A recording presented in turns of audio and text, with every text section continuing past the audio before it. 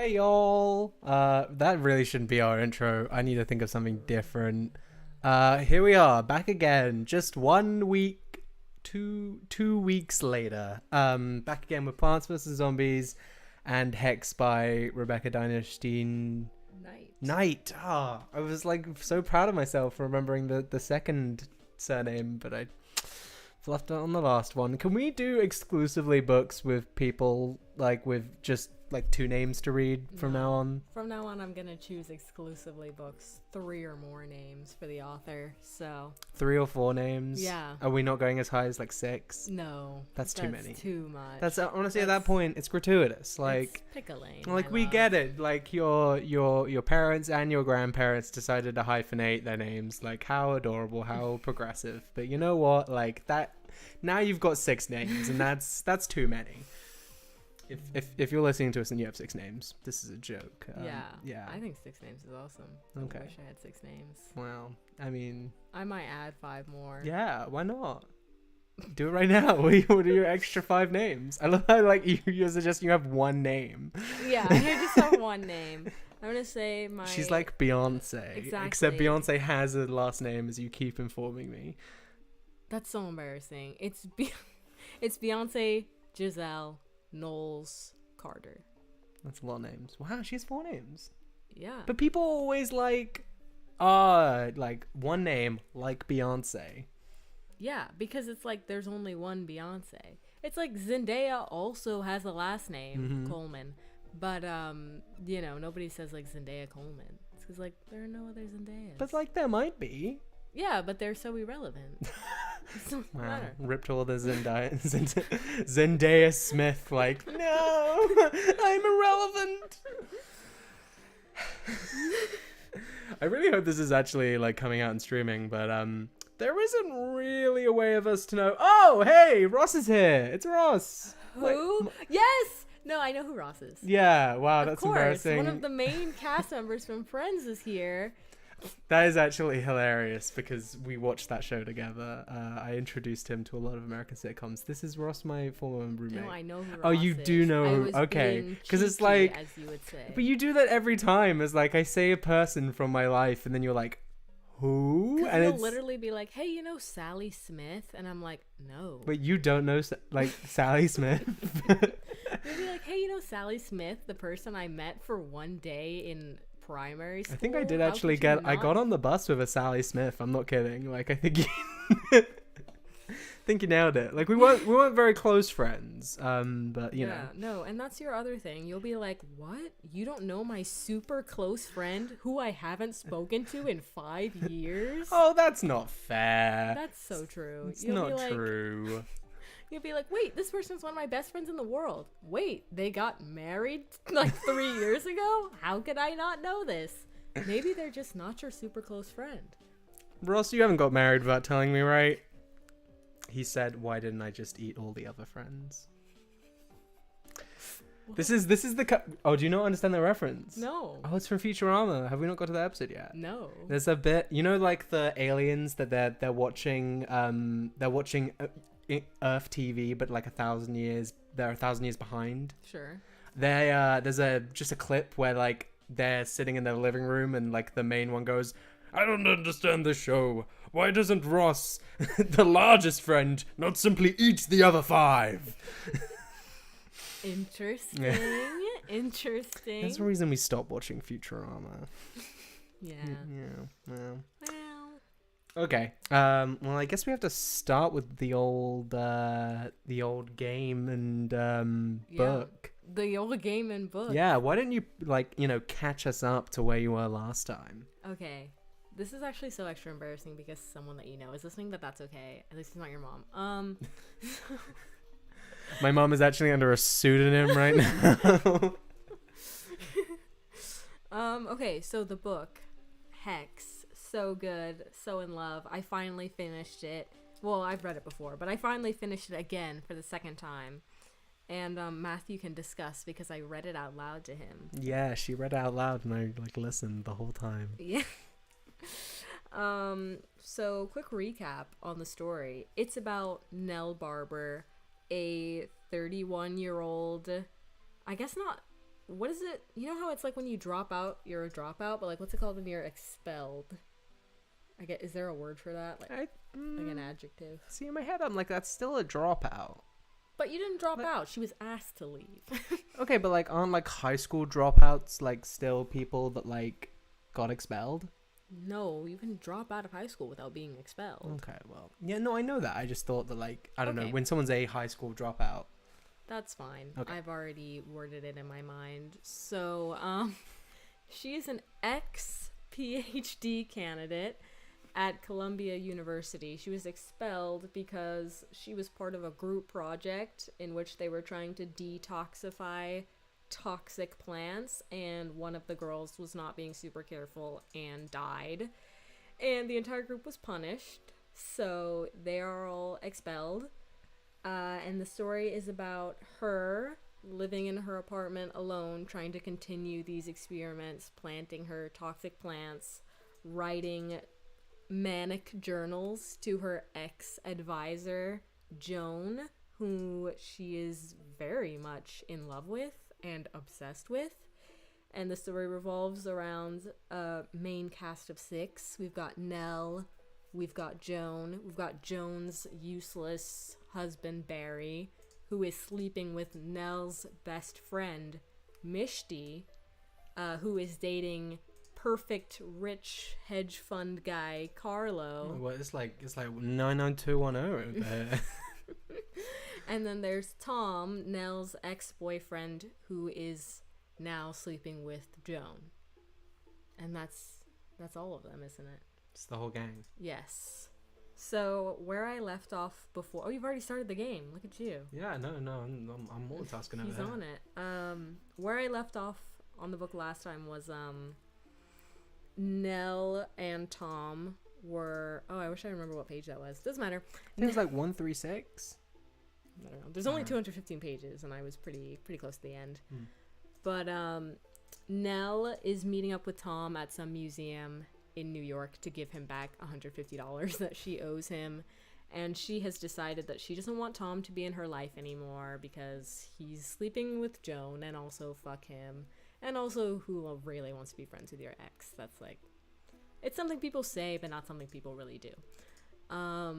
Ew, side note, those bubbles coming out of those mushrooms look really ineffectual. Like, are they even doing anything? No, they go through screen doors. So what does screen doors have to do with anything? Like when a zombie has a screen door, Oh. like as a shield. Oh, the these fumes go zombies are through it. quite smart. Well, yeah, I mean they're putting the cones on their heads and such. I don't see how the cone is doing anything. Well, it's clearly like- helping a little I bit because feel- this is really hurt my chances here. I feel like the bubbles are hitting its body, but the cone is being damaged. Like, make that make sense. Make that make sense, PopCap. You need an answer for your crimes. I don't know what I was talking about. I forgot. The book, probably. The book. But yeah. So Nell's meeting up with Tom, and she's decided that she doesn't want him in her life anymore. She's like, I'm moving on. I'm never going to speak to Tom again.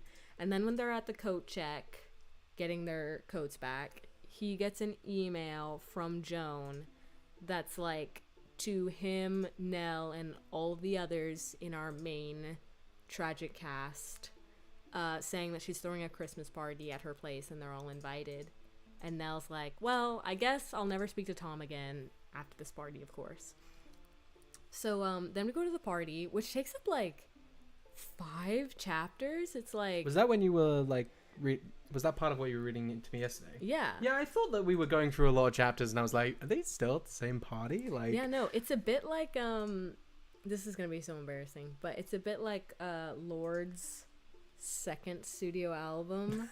I know there's a connection because I read somewhere that every song on that album is like representative of a different room in a house party. Oh, that's fun. Yeah, that is fun. Yeah. This is Are any of them good songs?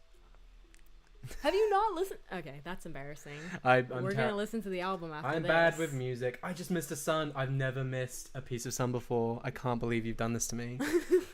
Wait, did they just disappear if you don't click on them? Yeah. No, I I never know. knew that. I've never missed one. It's just like, it's so easy a child could do it. Okay, well. So the fact that, Okay. you've missed it is a Feels like this is a bit much, but. little troubling. Yeah, okay. But, yeah, no, so this house party, it is sort of like Lord's second studio album in a way, if you think about it. Because, it's, it's made up of, I want to say like 5 or 6 chapters, and each chapter is kind of focused on a different character. We also meet a new character in this chapter who is only in this section of the book. But he was mentioned earlier. It is Mendelssohn, who is higher up at the university. He was on the committee that expelled Nell. He works really closely with Joan's garbage husband, Barry. And also Carlo is like obsessed with trying to suck up to him and kiss his ass. And because I've fan casted everyone else, I have fan casted Mendelssohn, who Nell describes as like an old white man who's like fit and like spunky and like active and is on his second wife. I fan casted him as don't know the actor's name. I guess I could, my phone's all the way over there. I'm not gonna Google his name, but you just have to, if you know, you know. If anybody out there has seen Brooklyn Nine-Nine. Oh, wait, sorry. What's the name? I don't know the actor's name. But who's the actor? Who's he playing Brooklyn? I'm about to say. Oh, I see. John Kelly, Commissioner John Kelly. Oh, from Girlfriends. Yeah, and also if you've seen Girlfriends, he's Mr. Sweetelson. So that older white guy. Yeah, he just exclusively plays old white men who are like kind of evil. Garbage. Yeah. It's hilarious that he looks exactly the same in Girlfriends, a show that came out in the early 2000s, than he does in Brooklyn Nine-Nine, which came out 15 years later. Maybe he's really unproblematic, because you know how white people age when they're unproblematic. They don't. Look at Anne Hathaway. Right, maybe he was problematic, but then in the early 2000s, being in Girlfriends, he met Tracy Ellis Ross, and like they just became best friends. Yeah, I feel like, so sorry, rip to the actress who plays Maya. I don't know your name. Sorry, but I feel like she set him straight. She gives me like a hey, black is king kind of vibe. Shouldn't have laughed at that. That's very bad to laugh at. Black is king. It by is the way. indeed. It wasn't a joke. No, that I wasn't. I was laughing at the way she said it, not the actual content. Yeah, I wrote a uni essay about Black is King, and I got an A- on that. So something to think about. But yeah. So they all go to Joan's party. Mr. Sweetelson / John Kelly / Mendelssohn is there, and it's great. A lot of things transpire at the party. I mean, it's not great. Nell, first of all, shows up with a bouquet of flowers for Joan, and she explains to Joan like the meaning of all the flowers and why they're there and what they do. But the whole thing is like wrapped in lilies, and Joan like immediately takes all the lilies out of the bouquet and like throws them on the ground and is like, "Lilies killed my cat." Wait, was it lilies or was it tulips? I guess I could look. Oh, are you testing me? Right? Are you testing whether I was listening? Oh yeah, that's a test. I feel like it was A, lilies, B, tulips, or C, roses? I did the same mistake again where I put the mushrooms on the wrong row, but now I'm like, I'm sticking to this. This is my plan. This is my formation. So what, A, B, or C? This is a timed test, by the way. Is it? Do I want to be a millionaire? Do you want to be a millionaire? Not really. I mean, oh, it seems like I don't think work. This is gonna work out then. If that's not what you're striving for, I'm like, why am I here? Question mark. Question mark. Rude. So what? Tell me. Oh, I think lilies. I did say that. It was lilies. Yay! I was right. I was listening. Lilies did kill her cat, which is quite yikes. So that's already like a weird beginning to a weird evening. Then they go on, all the guests start to arrive. Nell specifically points out it's very weird. Also, this last chapter, this last section of the book is quite rough for our perfect Mishti. And this is kind of where it all begins. Mishti shows up to the party in all black, and Nell's like, I've never seen Mishti wear black before. And then we've got Tom, we've got Carlo, and all he's talking about is how him and Mishti are gonna go to Bermuda for Christmas. Mendelssohn and Barry, of course. They're all there. They're all living it up. Kind of awkwardly, actually. I think they like retreat to separate corners of the house. Then someone knocks on the door, and it's a guy delivering a mattress. And Carlo's like, oh yeah, I bought Nell a mattress, oh so casually, because Nell has been sleeping on the floor. If I didn't mention, she has no furniture in her sad little apartment. And then the mattress just kind of becomes a fixture, if you will, kind of an important part of the party, part of the main cast even. I realized I could have fan casted the dog. Joan has a dog named Amanda. Are there really many famous dogs to fan cast? I mean, like, I'm sure there are some, but... Yeah, I actually can't think of one that would fit the description, so never mind. Ooh, a rare Ren does a British accent moment. It's not that rare. It's not rare. She does it all the time. It's really quite good. Debatable. Yeah, a debate you would lose, because it's really good.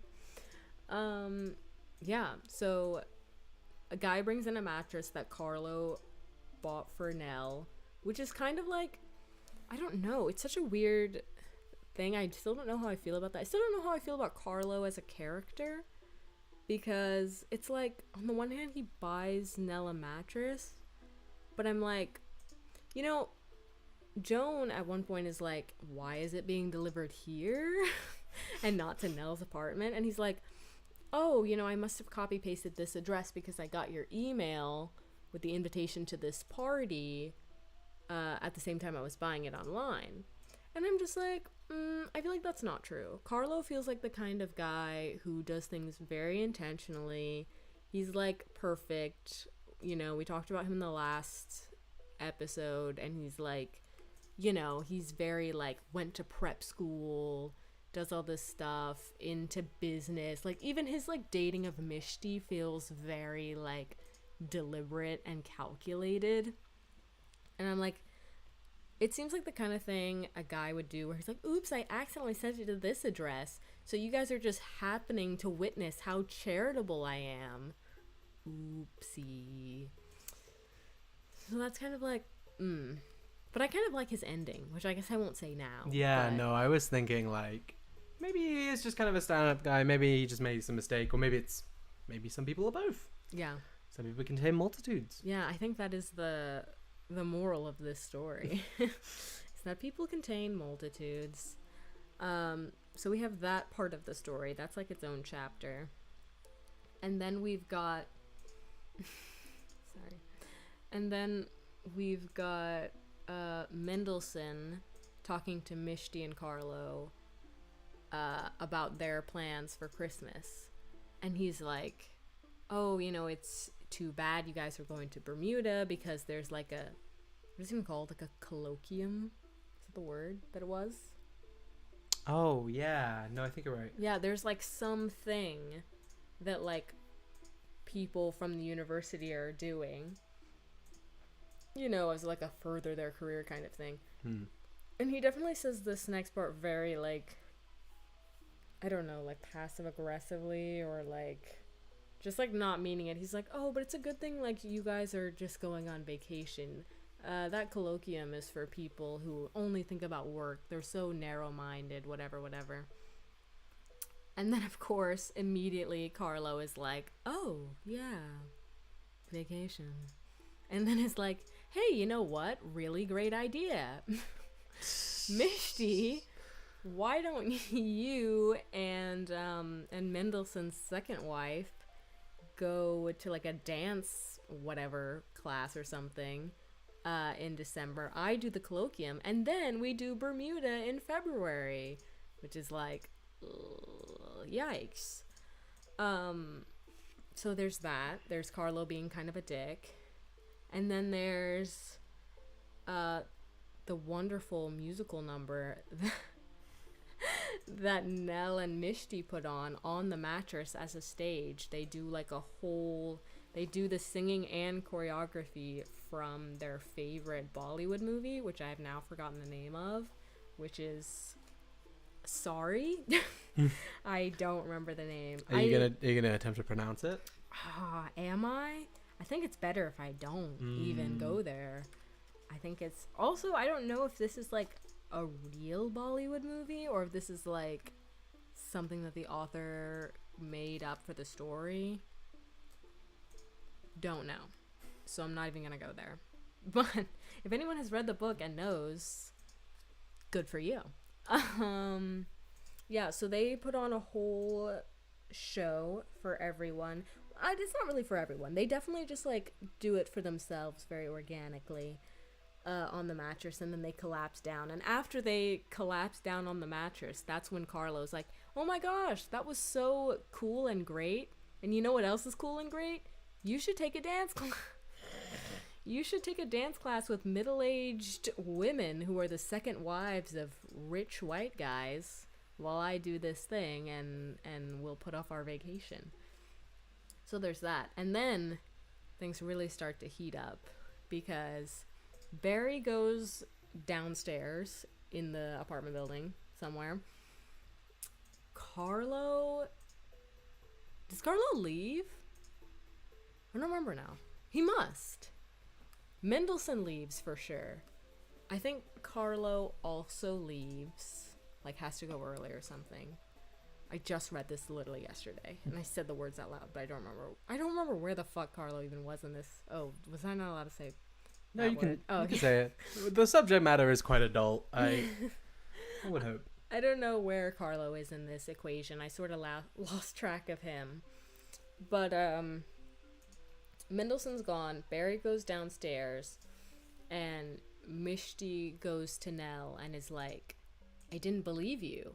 And Nell's like, what are you talking about? And then Mishti leads Nell to the entryway to Joan's library. Joan has a library in a New York apartment. That's kind of insane, but whatever. And it's her and Tom like making out, and it's pretty intensely described in the book. And they go to the bathroom, and Mishti starts crying.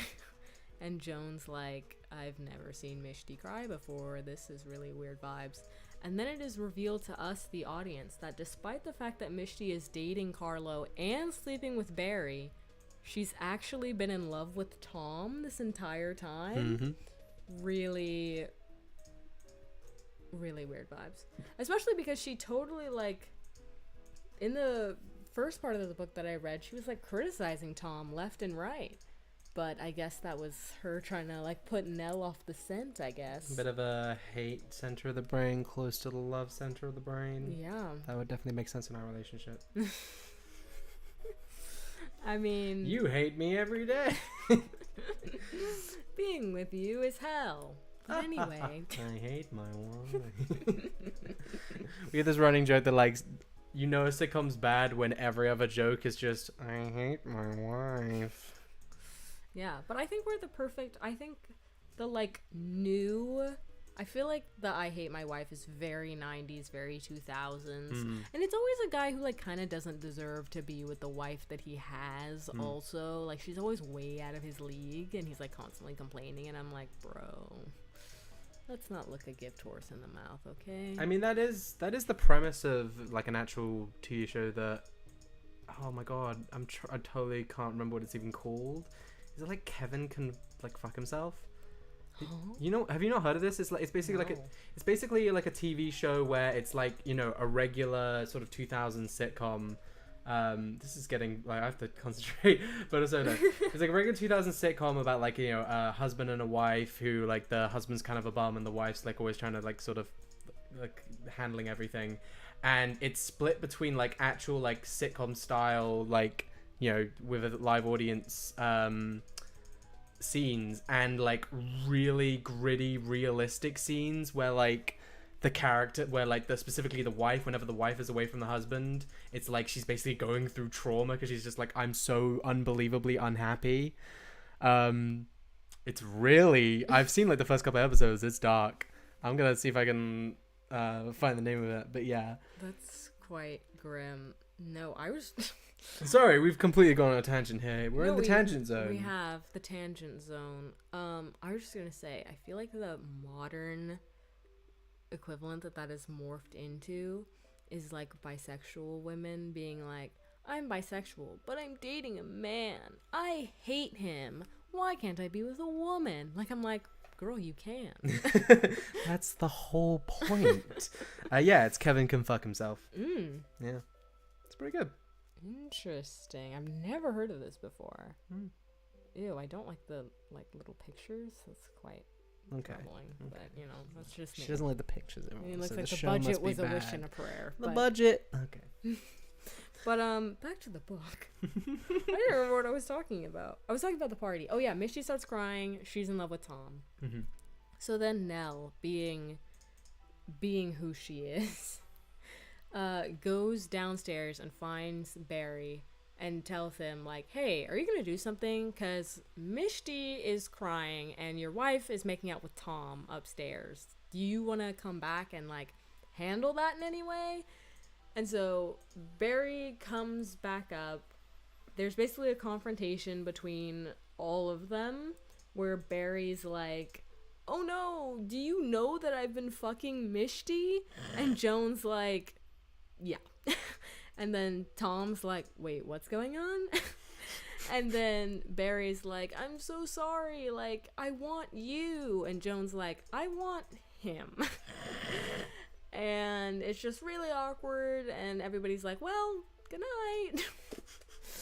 And they leave. And that's it. And then the next chapter is Nell being in Joan's office, and she's like, hey, you should leave Barry. And Joan's like, I did. And it's like there's like a really weird tension between them. And Nell's basically, I kind of forgot what leads up to this. It's very abrupt. It doesn't make sense in their conversation. But basically, Nell kisses Joan. Joan is like, I'm not in love with you, Nell. And Nell's like so delighted by this because she's like, oh my gosh, she said she's not in love with me. Not she could never be in love with me. Just she's not right now. Nell needs real professional help. Psychological. Yeah, psychologically, Nell gives a really heavy Fleabag vibe. It's like, I want to root for you so bad, girl. Hence the thumbnail of this video. I was prescient about you mentioning Fleabag. Yeah. Well, there you go. I did that for you, babe. You don't remember what the thumbnail of this video looks like. I showed it to you a week ago. That's true. I barely looked at it. But anyway, yeah, it's like very much a Fleabag kind of character where it's like, I'm rooting for you, but good God, you need help. So yeah, Nell kisses Joan. Joan's like, I'm not in love with you, Nell. And Joan's basically like, look, oh, I don't know if I mentioned this. I didn't. But Joan won a grant from the university where basically it's like a research thing, and she can choose a PhD student who's, in a course that's like closely aligned with the subject of this research to be her assistant, and the assistant receives like a stipend, which Nell desperately needs because she has no money. So Joan is basically like, hey, I won this grant. I don't think they have like the updated registrar or whatever. I will just send you the assistant money, but you're not really going to be my assistant, but I'm just going to have you registered. So yeah. So after the really awkward kiss and the I don't love you situation, Joan basically tells Nell, look, just go away. I'll send you your check when it arrives. Other than that, leave me alone. So Nell leaves, and then the next chapter is an email that Nell gets from Joan, where she is like forwarded part of a message that she's gotten from the university, where they're like, we've rejected your application for your assistant because it's come to our attention that this person is no longer enrolled at the institution, so it's not going to work. And then Joan sends Nell that, and then underneath she's like, Sorry, didn't realize they had the updated registrar. I think it's best if we don't speak anymore. Which is pretty harsh. Pretty yikes. That's rough, buddy. That is rough, buddy. Especially considering how obsessed Nell has been this entire book. How she has, like, worshipped Joan like a god. Like, followed her around like a mother. It's very... oof. And now I'm going to read a chapter. I love this book because the chapters are so short and you can just read them. I'm going to read this chapter that when I was reading it out loud to you yesterday, I literally was trying not to cry. I was like, ugh, like it just like hit me so deeply. Watch me read this and people are like, that's not deep. That's so surface level. Well, they're not in the comments, so we'll never know. But this chapter is called I. It's actually at the very beginning of a new section of the book. The book is separated into like 3 sections. The first one is like September, then there's December, and then there's this one, which is March. And the quote at the beginning of this one is, "I empty myself of my life, and my life remains." Mark Strand. And this chapter is called I. Also, I'm not good at reading out loud, so ignore that. I really hope this lawnmower thing works. Okay, good. I am the child left behind. But, Sorry. no, it's okay. Lose me as you lost your cat, your bearings, your wherewithal, your identity. Lose me as you lose autumn each year to ice, as you lose a year each year. Lose me as you lose a little weight and your bones show. Lose me like a wet food dropped face down, both earrings, any key. Lose me like what blew off the ferry. Lose me like the dollhouse furniture you kept since childhood and in adulthood misplaced while moving. Lose me like your prize mountain you saw once and can't remember where it was, what country. Lose me the way you lose fog. Lose me and fuck you. I am the field that cannot comprehend itself after the fog has cleared and it is only itself again. I am the fog that has cleared. I am the cleanest, smallest, emptiest land mammal, and I am fast. I am not waiting for anyone to come. Take your years, your rituals, your favorites, and your signs. I have none of you. I give you entirely back to yourself, and I know that is more than you want. It is completely sacred to lose something you never needed. The anger that takes your place is red and unnecessary, but I'll lose it too in turn, and then only my non-physical self will fill up my physical self. I'll be exactly my whole size. I will not be 40% you. It's March again. Last year on this date you analyzed my oaks. Time circles, but it does not repeat. March again, but no oaks. It is up to me to do something today that I will like to recall on this date next year. You are no longer my marker of time. I regret your bloodlessness, your peace, your instruction, your friendship, your hair, your socks I never saw. I want to be your nothing, to occur to you only as an unknown, for your only thought of me to be wonder, not wonder as awe, but as an absolute lack of information.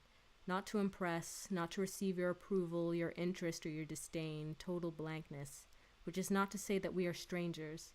It is to say that we have fallen from each other's grace. Some things are just very large parts of your life, and not your life. If you change your life, it changes. I changed my life, and it changed. My life did not assert itself, or it did, as pain, or hold fast or keep shape. I have only ever been a crayon. The hymn says, I am like one who has been anointed. The train says, stand clear of the closing doors.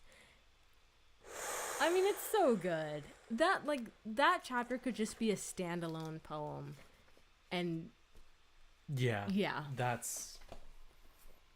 Damn, I really should listen to that a lot yesterday. Oh, Ross gave us little applause emojis. Oh, yay! Yeah. I'm so glad I didn't stutter. I was No, really, your reading was great. I was... Again, Ren has this whole thing about, like, if I get one word wrong, it's ruined. And it's like, have you ever been to, like, an author's reading before? Because I've been to a couple, and, like, whew, they wrote the book and they couldn't read it. Like... I'm just like... Yeah, I don't know why. To me, it's, like, the most embarrassing thing in the world. To, like, read something aloud. and like not be able to. I'm actually surprised I got through that, because when we had to popcorn read at school, I know they hated when it was my turn, because I would literally be like, lose me as you lost your at. Oh my gosh, I remember, this is a tangent. Ooh, tangent. But there was a really humiliating experience in 9th grade. We were reading which one is it? The Iliad or the Odyssey? I don't remember. I mean, are they the same? No, they're very different. The Iliad is about the fall of Troy and Troy in general. No, okay, then it was the Odyssey. It's the about one Odysseus. About the dude. Yeah, he's trying to get back. Yeah. So we were reading the Odyssey, and we were popcorn reading it. Oh, fun. And of course, I had the part where he's like talking to the Cyclops in his lair. Oh, it's the whole like I'm nobody. Yeah, and then the Cyclops is like, nobody is attacking me or whatever. Mm-hmm. But I'm so fucking stupid. when I got to it, I should have read ahead, because if I had like read ahead, I would have like realized like, oh, okay, it's nobody. But for some reason in my mind it was like Nobody. So he was like, when he was like, what is your name? I was like, my name is Nobdy. And the whole class started laughing. And I was like, yeah, I guess that is kind of a funny name. And I kept going. Oh. And then I was like, Nobdy is attacking me. And then finally the guy who sat behind me like tapped on my shoulder, and he was like, it's Nobody. And I was like, I'm sorry, I'm reading. Please don't interrupt. Appreciate the input, but please go away. Yeah, I was like, I don't care about your thoughts on the book, but like, you know, this is my time. Let a black woman shine.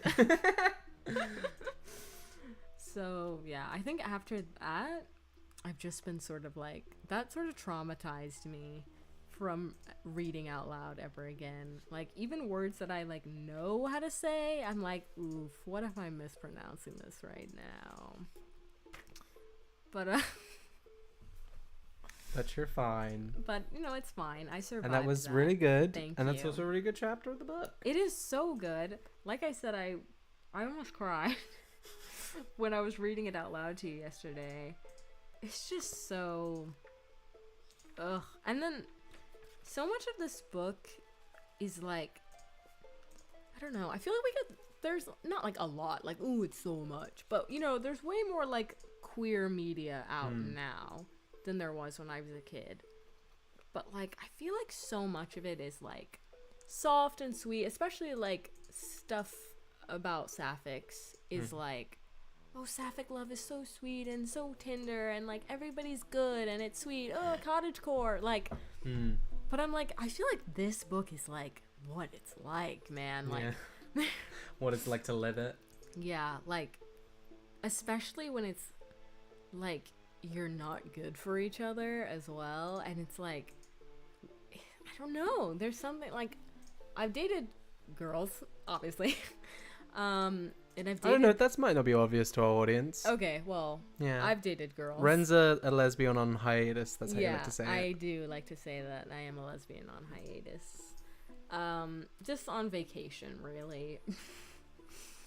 And it really, like, I think this book is just so brutal because it's so relatable. Not that, like, someone who isn't sapphic couldn't read it and be like, oh, this is really good. Just, like, it just, like, hits so hard. Oh, there's, like, this... And it's something that's so hard to capture. This, like, this insane, obsessive feeling that I think you get. Like, there's something about dating someone who is the same as you. There's because you want to, like, when you date a woman, it's like, it's like you're not just, like, this girl. It's like, you or me. You're a reflection of, like, what I'm striving to be.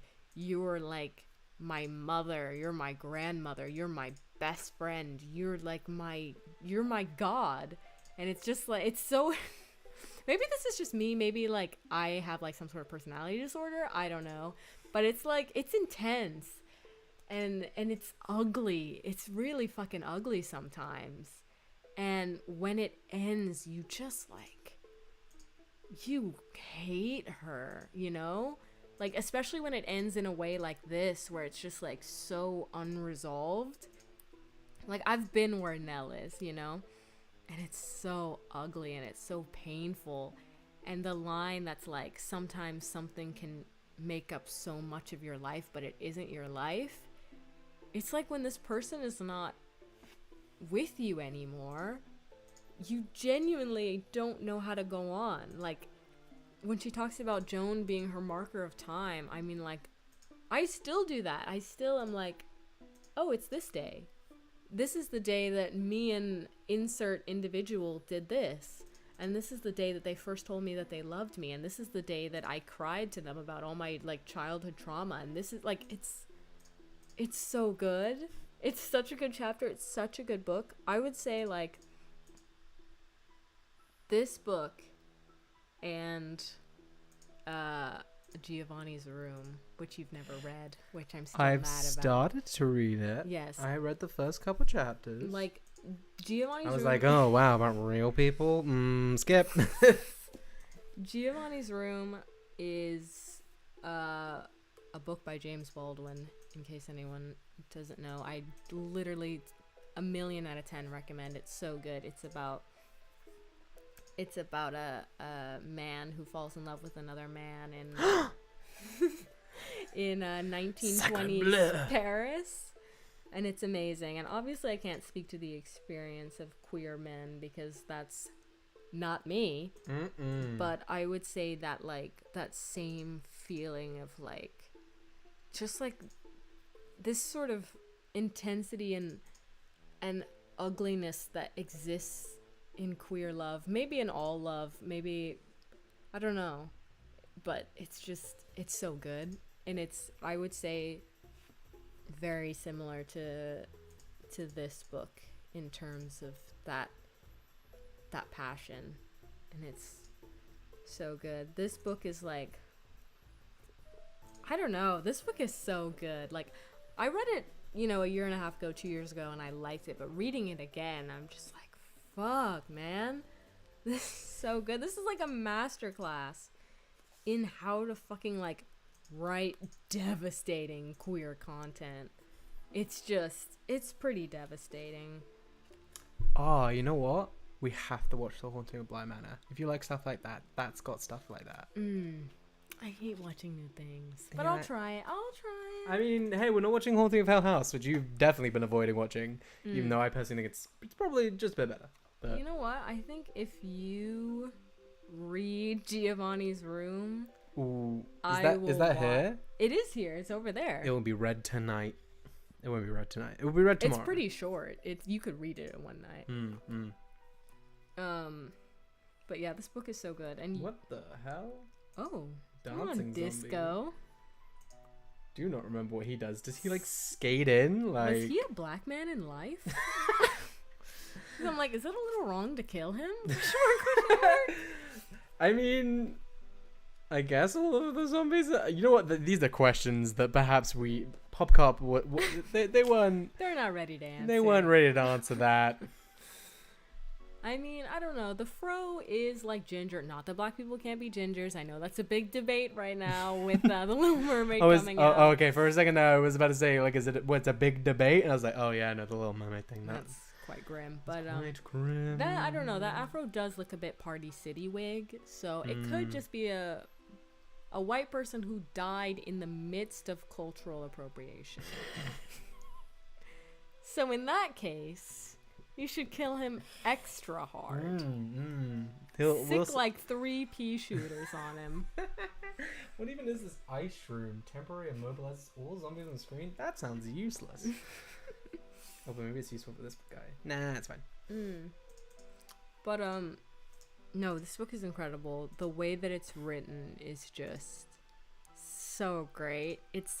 I don't usually like reading books that take place in, like, the real world with no kind of magic or anything, but I do think that is to this book's benefit, because there's no world building that needs to be done, because it's like, it's just our world. So she can really, like, take these 215 pages and just, like, go ham. Like, go deep into this character's psyche, and it's like dark, but it's so good. And it's also so funny. Like, some of the chapters are just like a tangent that's like, oh, did you know this about history? And also, like, have you ever tasted, like, I don't know, like almond butter? It's so good. I love almond butter. But back to me being devastated and gay. It's just, oh, it's amazing. I tip my hat to you, Rebecca. You've done it. You nailed it. You nailed it. 10 out of 10. It's so good. I mean, the book is so great. I mean, and then the end of the book is just, oh, I mean, the end of the book gets rough, but I mean, it's Nell being just shattered to pieces, but also having to go on because that's how life is, and you like have to go to your job and make money and eat dinner even though like your whole world has fallen apart. So that's what Nell is up to, and that's what she's doing. And Mishti is also crushed. Mishti's like not going to classes, which is never Mishti. I can't read that. Oh, Ross said, I need... Man, just so you know, if you, like, you know, in the future, we'll have, like, members and, you know, donations or whatever if you want to say things. But in these early days, we'll just read out your comments for free because, well, it's just Ross. But, he said, I need to read this book now. Yes, oh my gosh, please do. It's so good. I seriously can't recommend it more highly. It's so good. It's so underrated as well in the queer circles. I see the same books get recommended. No offense to Gideon the Ninth. You know I go hard for Gideon and Hera. You recommended me Gideon the Ninth first. Yeah, I mean, it's great. It's amazing. It's fantastic. I go so hard for that. One of the greatest books I've ever read. But like, I also... with the mustaches. He's got like, look at the whole group of them culturally appropriating. It's just not okay. I mean, no, you know what? No, not gonna say anything. Not gonna say anything. I know you're trying to trap me into saying something on the internet, and I won't let it happen. I won't let it happen. I mean, look at those mustaches. Come on. Oh, do we have to kill the main one, or they like come back? Yeah, I think it's like Sacre bleu. Oh wait, but they still stay alive after the main guy dies? Yeah. But then they're very flimsy. No more they're very will flimsy. come back. Okay. Yeah, like we really need to get some plants on the field. Such a tangent. Yes, Ross needs to read this book. You do need to read this book. It's so good. It's so underrated, and it's so short as well. It's like it's 215 pages. You can get through it in a night if you're, if you have an attention span, which I don't, which is why it took me several weeks. But hey, what are you gonna do? She was busy. She was moving to a whole other country. Yeah, I was busy. I was a busy girl. I mean, there were like several hours on a plane I could have read, but that's fine. It doesn't matter. Who likes reading on planes? But yeah, I mean, it's so good. So yeah, after Nell's like completely smashed to bits and heartbroken, Mishti's like super depressed over Tom and is in a bad place, and Nell's trying to be there for her, but what can you do? And there's a scene, the last we see of Barry, really. Oh, it's not the last we see of Barry, it's the second to last we see of Barry. He comes into the bar where Nell is bartending, and he orders a beer, and he's actually complaining about the fact that Joan won't talk to him. And he's like, I've been wanting to talk to Joan, so I came here to talk to you because that's the next closest thing. And there's a part where Joan says, like, I gave up Joan, but Joan is myself, so I've given up myself. And Barry's like, Joan is you, and she's given up herself, so she's given up you. It's very, like, it's better worded. It's better worded in actuality than me trying to recite it from memory. But it's pretty good. And then we find out, though, that Barry, in his last hoorah of being an asshole, is the one who told the grant committee that Nell no longer is enrolled at Columbia. So fuck him. I just hate him so much. I prey on his downfall. Actually, so does Nell. She starts preying on his downfall. This is the most, like, weaponized plant part of the book, I would say, because wow, yeah, Plants vs. Zombies. There's a link! There's a tie-in. Because she's literally like, I want to go home and I want to dig up my poisonous plants and I want to make something to kill Barry. I hate Barry. Barry is the ultimate villain of the story. Anybody named Barry is gonna be kind of, ugh, come on. Is it Barry or Barry? Barry. Barry. Okay. Why am I saying it like that? Why do I sound like the mom from B movie? Barry. I got your report card. All B's. Yeah. So there's that. Like, the last few chapters are just, like, kind of Nell's final interactions with each of the characters, just rounding out the story, really. But, so that's kind of Barry's end, sort of. And then we've got Mishti, which is, I mean, absolutely tragic. You know, Mishti's been depressed. She goes over to Nell's house, where Nell has all her, you know, poisonous plants. And, while Nell's not watching her, she eats one of Nell's poisonous castor beans, and Nell has to call an ambulance, and she's rushed to the hospital. And then at the hospital they find out that Mishti was gasp pregnant with Barry's baby. So a Barry baby, if you will. Barry be baby. sorry. Anyway, some humor to try and try and make it seem less dark. Yeah, it's quite grim, actually. But yeah. But then, you know who's there for Mishti? Obviously Nell. But Tom, he's there, and he reveals that he's been in love with Mishti this whole time. Yay! And he takes care of her while she's in the hospital, and he, like, tracks all the medication that she's taking and when she's taking it, and he loves her, and it's so sweet. And then Nell goes out to pick up Mishti's prescriptions, and she goes to a Chinese restaurant by the pharmacy, and it's above this hedge fund that Carlo and Barry are working at. Carlo started it. Barry is the COO, which I don't even know what that stands for. Chief Operating Officer. Stupid. Not a real job. But no comment. But yeah, so their office is, like, right above the Chinese restaurant where Nell is eating, and she sees, I don't remember the order in which these two things happen. I'm pretty sure it's Barry first. She sees Barry come out, and she, like, runs out onto the street and starts putting a hex, if you will, on Barry. Roll credits. Oh, hell yeah. I'm actually gonna find it. I'm gonna find the exact thing she says. Yeah, it says, he'd gotten a good head start on me by the time I cleared the restaurant's inner and winter doors, and I ran after Barry on the sidewalk screaming, I'm a very good witch. At first he didn't hear me, so I used his name. A good witch, Barry. Now he turned, saw me, I yelled, and here is my prophecy.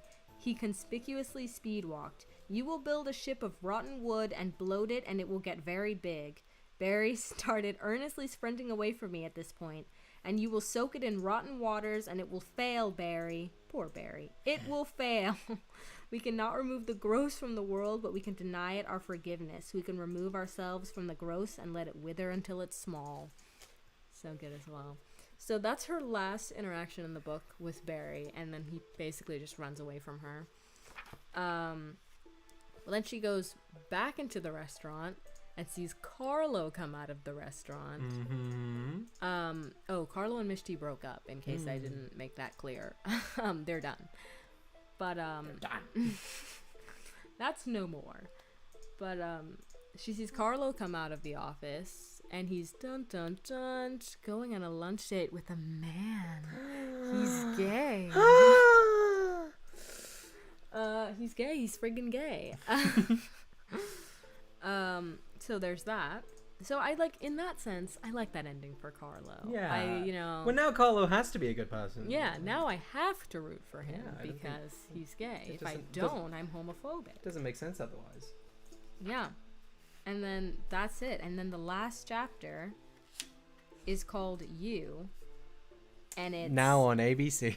Which one never came on ABC? Oh, well, I don't know what... It came on Lifetime, and then Hey, after guess the what? first Maybe I season... don't watch American TV, so how do I know the channels? Oh, I'm sorry for yelling at you. That was not fair. Came on Lifetime, did you say? Yeah, it was a... I'm pretty sure... I didn't know this for a long time, because Lifetime notoriously makes horrible content. But it came on Lifetime, nobody watched it, and then Netflix bought it, and then everybody watched it. Yeah, I remember a lot of people watching it being like, wait, this was a Lifetime show? Yeah, because, like, Lifetime is awful. Also... I mean, it seems like a parody of a Lifetime show, to be fair. Yeah. Also, I don't know if anyone out there agrees with me, but I just want to say that I feel like Lifetime and the Hallmark Channel are dating. Like Hallmark, like they're lesbians, and the Hallmark Channel is the one who like wears pink and she's like dee dee dee dee Christmas. Oh, I'm so nice and wonderful. Everything has a happy ending. And the Lifetime Channel is like the goth. It's like May and Ty Lee, if you will, from Avatar: The Last Airbender. Somebody shipped someone. What?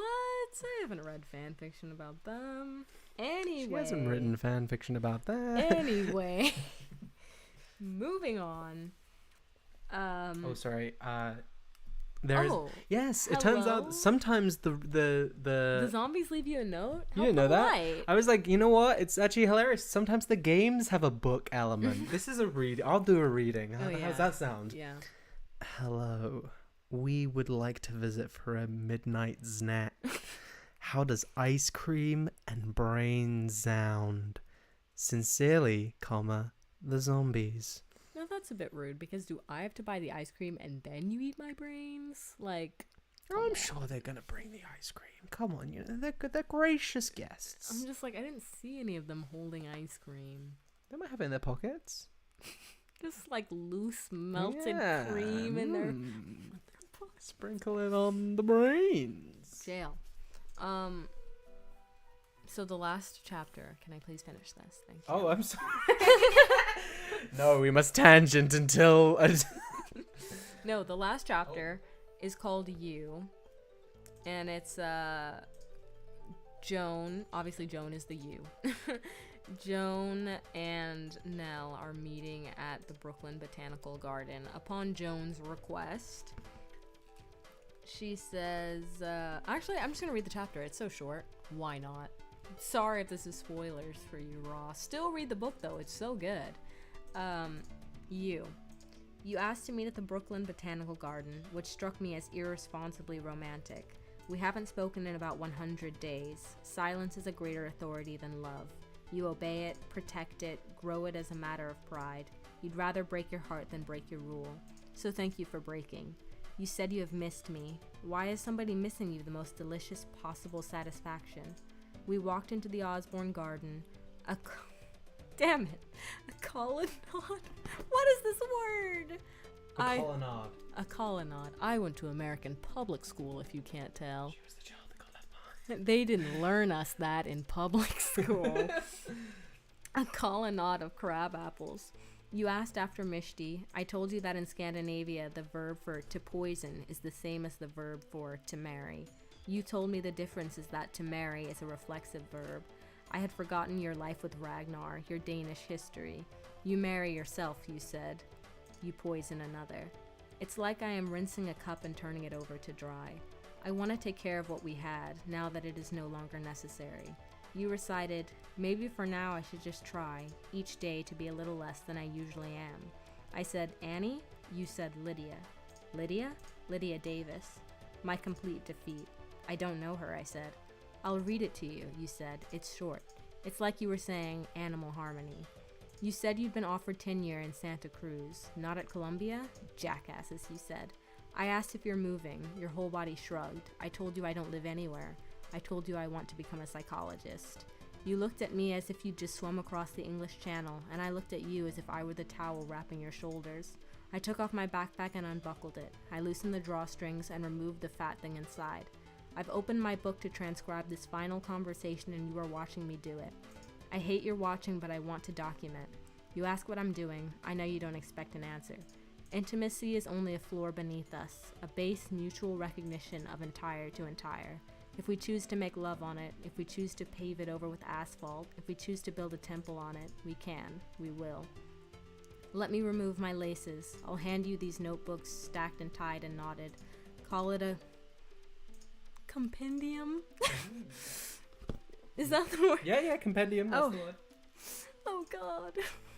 I wasn't good in school, so I got art school. Call it a compendium. It is my lab work, my evidence, my chart. And if it repulses you, walk into your repulsion wearing the great badge of one who has been seen. We're starting into our new days now. Such a good ending. I know that Nell says, like, I'm transcribing this final conversation, but I choose to believe they end up together. I choose to believe it. Well, she's writing it at the moment, right? Yeah. Yeah. So she doesn't actually know if it's final or not. Yeah. And also the fact that Joan is like, I'm going to Santa Cruz, and Nell is like, I don't really live anywhere, makes me think they could both start over in Santa Cruz. I don't know why this relationship is so many levels of toxic, but I'm like, I want it to work. I want it to work. I really oh, what is half so many things? Yeah, I know. It's like a lot. Yeah. But the book is just, I mean, I don't even know what else to say. Just read it. It's so good. It's amazing. And the way that it's worded is so wonderful. Even you said something about. Yeah, no, I guess I was surprised, like, hearing you read it and, like, listen to you talk about it. Obviously, it's going to be different. But it was different in a way that was, like, I was surprised at the language used in the book. Like, how, you know, it's not just, oh, this happened and she said this about this. It's like like the fabric of my skin peeled away and revealed, like, the orifices of our lesbian love. Like, it was definitely like this is, like, it's interesting because, like, obviously, like, so much media, like, uses big words and gets a thesaurus out to sound, like, you know, clever and smart. But in actuality, like, that stuff's dumb and most of the time does not actually end up, like, good writing, and you can tell almost always. The easiest way to tell is just to read out loud and, like, actually, is this flowing? Does this sound good? Does this mean something? But when you were reading out loud, I was like, oh no, it's not like that at all. It is actually really good. Yeah. Really well written. No, I think the big words that are there, I think they work in this story in particular because everyone in the story is in academia, and they all, like, they're either, like, professors or grad students, and they're all just a little bit, like, up their own ass like with their studies and, like, how smart they are and whatever. And I think, like, especially because Nell is, like, has been expelled and, like, has nothing, I think these journals are just a way for her to, like, put all her, like, I'm so smart and intelligent and lonely and, like, have so many big feelings inside me. But I think the language actually works. And it's like, I don't know, the wording is very, like, it's, you know, it's advanced, it's like, it's for grown-ups, but also it's, like, written in such a simplistic way that's, like, makes it feel very real. I think also just, like, the shortness of chapters as well, and the, like, I don't know, there's, like, so few details, like, in the way that a normal book would have them. Like, it's never like, oh, this person walked in, like, a blue shirt and, like, you know, like, I don't know, it's less descriptive than, like, other books. There are, like, times when it's, like, very descriptive, but it's, like, for a very specific reason, and it's all very clearly, like, from Nell's point of view, like, that's something that she has fixated herself on, and usually it is, like, Joan. But it's never just, like, the formula of, like, a book when it's like, main character walked into the room, this is what the room looks like, and this is what's, you know, it's so good. It feels so real. Like, it does just kind of feel like I picked up some weirdo's journal. Yeah, it actually weirdly sounds like your journal, which you know, you've read to me a couple times. Yeah, no, I do write like that in my journal. I am just very, like, well, because it's like, it's for you. You want to write it in a way that sounds good to you. Yeah, like, and also I think captures the feeling. I, like, Well, I don't know if everyone does this or if it's like just a me thing, but I do like I narrate my life in my head the way a book would be narrated. Like when someone says something mean to me, I will like think in my head, and that cut me like a knife. I was just Chapter 1. Regret. Yeah, so maybe that's why I found it so relatable, because I'm like, oh, I'm the same kind of insane as Nell is. This is so relatable. Maybe other people will read it and be like, this person's crazy. Run! They shouldn't Get be out of allowed there! out in public or to have access to pens or paper ever. But yeah, I mean, I loved it. If I had to give it a final rating, Ooh, oh, I hate ratings. Do we have to do ratings? we do. Now that I know you don't like it, now I have to. Okay, give it a rating out of 12. Out of why 12? Because The Disciples. yeah. Yeah. Is it a Mark, a John, or a Matt? Matt is 12.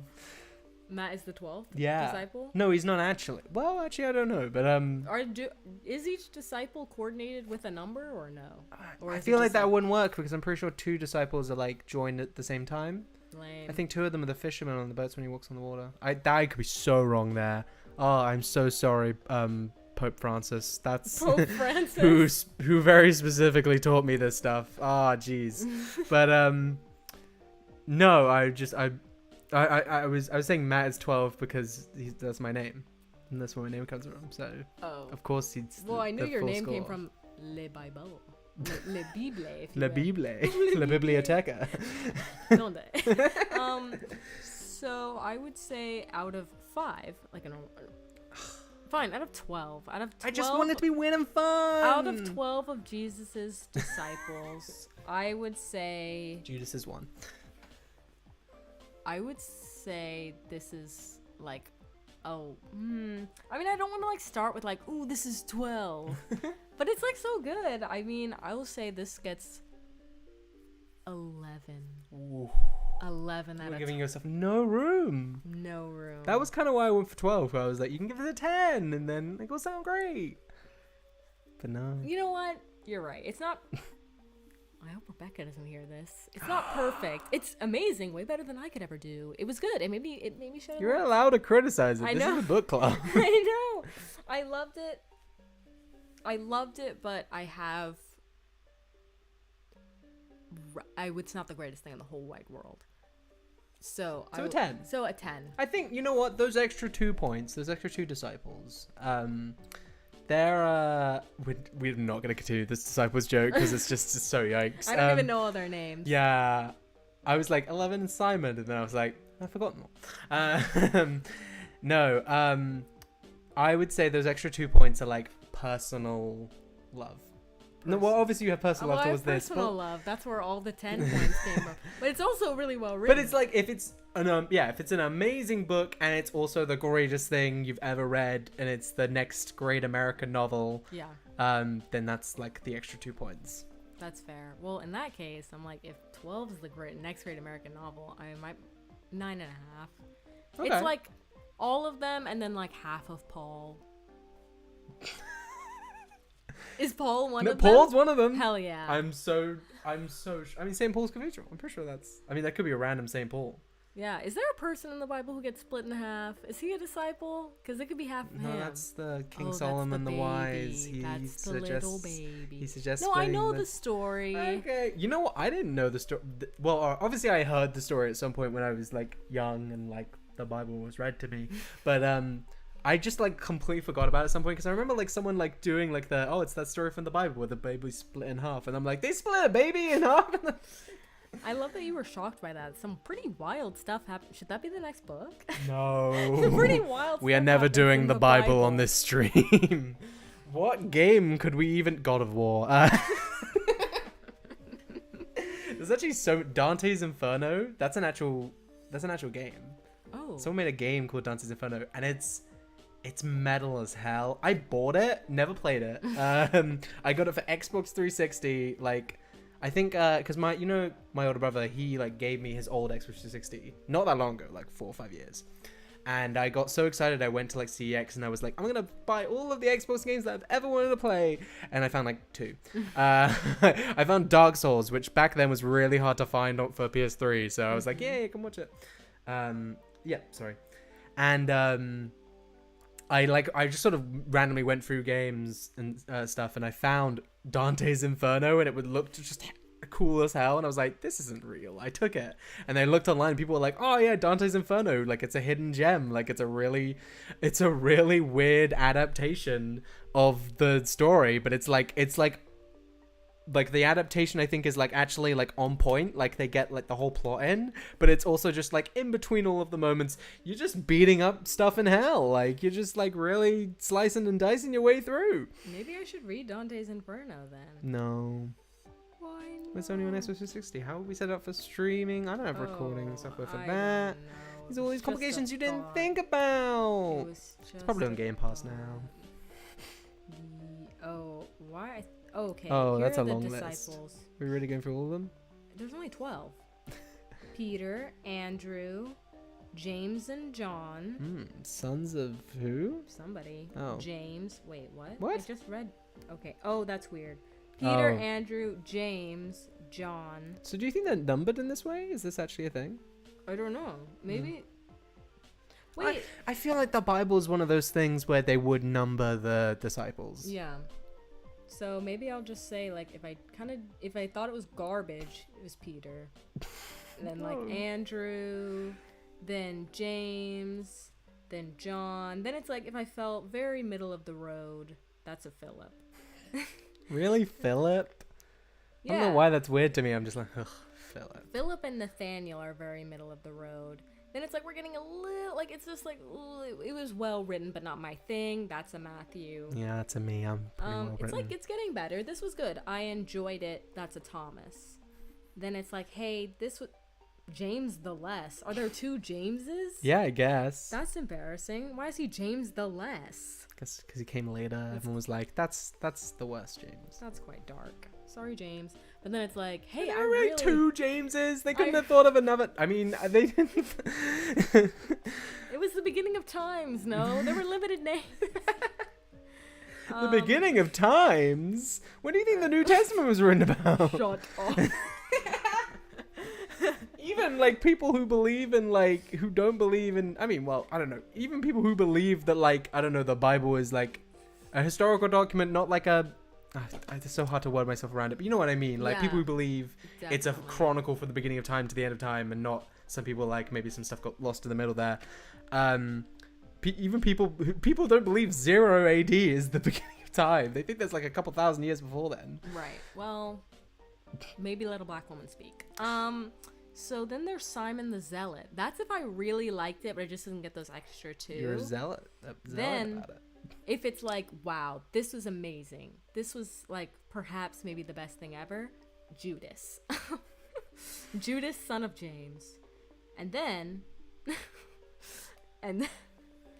Oh, there's 2 of them. Yeah. There's 2 Judases. something to think about. And then It's been a while since I went to Sunday school. if it was the best book I've ever read in my entire life, Judas Iscariot. That's how we'll do it. I want to do it like that. I don't. So Well, I don't care what you want. I guess I'll let a black woman speak.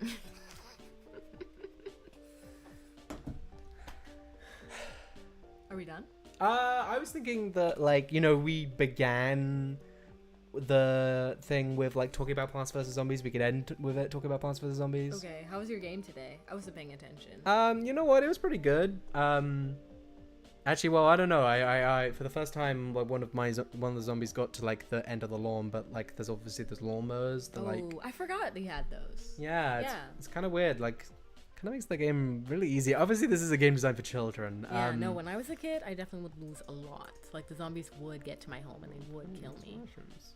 Oh, look at that. Yeah, honestly, this game's so great. I'm so sad that I didn't get to, like, finish it. Well, honestly, are we even halfway through? Yeah, there's a lot of plants. Alright, so I guess this is the night row, then this would be the pool pool row, and then this would be the roof? What the hell's at the end? I have no I idea. guess it's I've like never bonus I've stuff? never gotten past the roof level, to be honest. I remember finishing it. And honestly, like this game is so, I don't know, it's both of its time. It's so interesting to me because like on that one hand, I'm kind of like, how'd they make this? Obviously, like it's a 2D game. You could definitely easily make something like this today, probably even easier as they did back then. And in my head, it must be Flash, mainly because of how terribly it currently runs on my PC, and like how hard it was to get working. And that's so sad because it's the whole thing is just like, I don't know if you know about like Flash games and stuff. Like, so I mean, you like played them as kids, right? Yeah, no, I know that I can no longer play any of the cool math games, Yeah. which is pretty devastating. Yeah, like a couple of years back, basically, they sort of dropped all support for like, you know, Adobe Flash based games, and it's crazy. I mean, like obviously the scene wasn't there anymore, but like between, I don't know, 2004, 2005, and then I don't know, 2012, 2013, Flash games were like this huge explosion of like gaming culture in terms of like weird and inventive and crazy games. And like people talk about like indie games a lot, and like, oh, like Steam, like Braid and Thomas Was Alone, those sort of like first things to get on the scene and be like, oh, only a couple people made this and it's like really popular, everyone's buying it, and like it's whatever. And it's like, yeah, those things are amazing and like really good games. I mean, I've never played Braid, but like, I mean, you know, the other stuff, that's all really good, and I was definitely there for that. But like, those things are famous because they made money. Though, you know, people made like huge amounts of money off like Minecraft, like, you know, $4 billion or whatever. Like, it's like, oh wow, that's a big deal. No one cared about Flash games because, I mean, while people, I assume, made some kind of living out of them, there's definitely some games companies that are still making games that are just like short, free, you play them in a browser and they just make money off ads or whatever. But, you know, they were still like really good, really well done games, and luckily so many of them have been ported over and stuff. You can definitely find them on the internet around, but it's like, you know, I remember playing entire like 40-hour games on these things where you'd have like a save file and there'd be a story, and there'd be characters. I remember playing like really emotional, like there'd be some like little puzzle mechanic, but like the puzzle was all about like dealing with the loss of his wife. Like, you know, all of these sort of origins of things we talk about now, like so many of them have their roots in those games, and so many of the people talking about them are always like, oh yeah, I played those games like so much as a kid. And I guess Plants vs. Zombies is definitely this sort of weird in the middle where it was like a Flash game, kind of like Angry Birds, but like I think this came a bit later, but kind of like they you know, it was an actual studio of like a decent number of people who were professional game developers but wanted to make something that was small, fun, cute, and like appeal to a lot of people.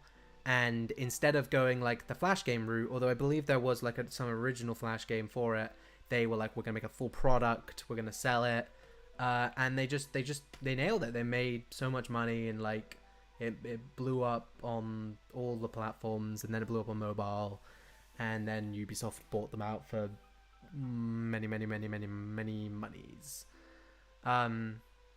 And I guess I'm like, you know, I'm nostalgic and I'm sad because I'm like, I don't think something like that could really happen a lot these days. I'm sure I'll be proven wrong because I think people was sort of starting to say that early 2010s. They were like, it's the end of the era. No one cares about Flash games anymore. Oh, no one cares about like, oh, you can't make it big. And then Minecraft got big, and everyone was like, okay, so now nothing could ever become big again, okay? Like, no smaller scale thing, and then Fortnite became big. I mean, like, and I guess Fortnite is made by, like, you know, $1 billion company, but it wasn't, like, meant to be what Fortnite is. It wasn't meant to be, like, the biggest game that's currently being played. Mm-hmm. I don't know. I find that all interesting. I don't know if we've talked about it yet on stream. For those of you who don't know, like, I'm a professional game developer. I work at Cloud Imperium Games, love the place, and Ren is a amateur film amateur. Well, yeah, I said professional. You haven't made money yet, so that's quite hurtful. She's a student at UAL. I keep forgetting your course name because UAL names all of its courses weird. I do. You're just getting it wrong. So Okay. I'll just say it. Maybe let me speak. Disenfranchised black woman. Okay. I'm a student at UAL. I'm doing performance design and practice at Central St. Martin's. So it's costing me a pretty penny.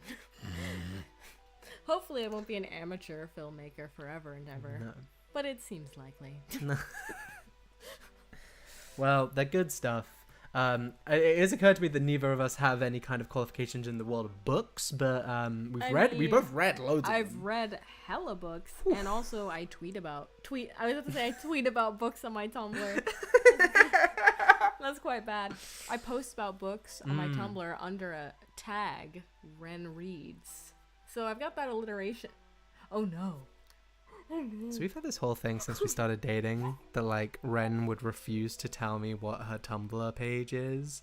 What she doesn't know is that I already found it like a month in. Wait, what? It's the same thing as all of your other accounts. I haven't read any of it, FYI. I have found it though. This being revealed to me on a public forum it's very jarring. I don't know what to do. Okay, you can react to that later. I genuinely didn't read any of it because I knew that you didn't want me to. But yeah, it was not hard to find. Ross has commented, have y'all heard of the book Tomorrow and Tomorrow and Tomorrow? It might be a basic opinion, but it's an incredible book, and it's about video games. Should I read that next? Maybe. I haven't heard of it. Yeah, well, you haven't. I haven't. Ooh. Well, we have a couple of things planned next, so we might do those first because you actually have those books. That's true. But like Amazon. Sorry. Sorry, environment. Next day delivery, though. Okay, well, the next book will probably be a surprise. Probably that. Or something else. Or something else. Who knows? Life can go anyway. Thank you for watching, Ross. And anyone else who decided to tune in but didn't comment. This has been Matt and Ren signing off. This has been Chapter Select, even. That's the name of the show. Yeah. Goodbye. Bye-bye. Ooh, that sounded like a baby.